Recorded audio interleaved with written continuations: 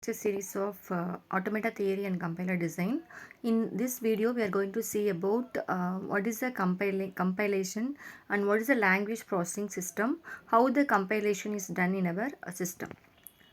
So the language processing systems are compilation done in terms of several translators. The translator is nothing but it is a mediator. It convert one level language to the higher another level language. So the input of the translator is one form of language. The output is another form of language. So in the language processing systems, in this diagram shows how my source program is converted into the target program. First we sent the input as a source program to the preprocessor. The preprocessor access the source program and convert into the pre-processed source program.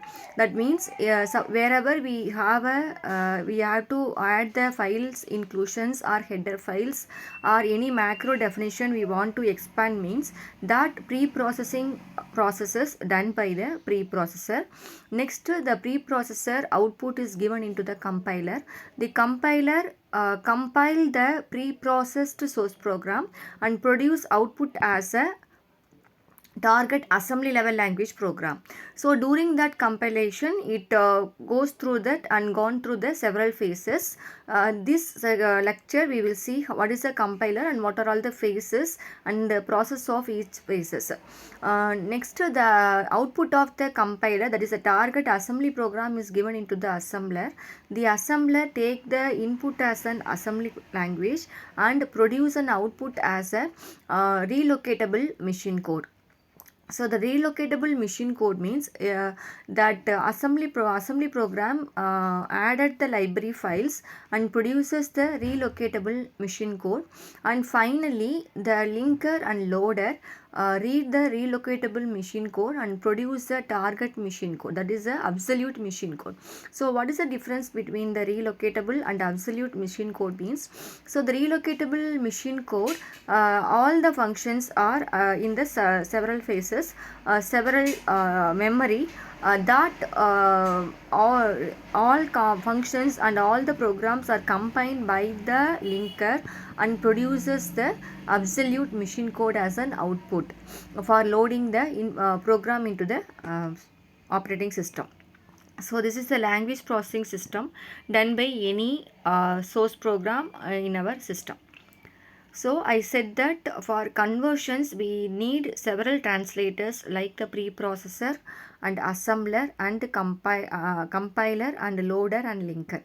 So the preprocessor, the function of preprocessor is it do the file inclusion and produces the macro definition and produces some directives programs. So these are all the preprocessor function. Next is a compiler. The compiler function is it convert our preprocessed source program into the assembly level language program if it is correct, otherwise it produces an error. Next translator is an assembler. The assembler translate the program written in the assembly level language to the machine code, that is a relocatable machine code. This is the function of an assembler. Next is the loader and linker. So the loader and linker, the linker linking all our library files and functions modules in a single source program and a single file, and load that single machine code into the the use of loader. It load that single machine code into the operating system for running the programs. So this is a function of a loader and linker.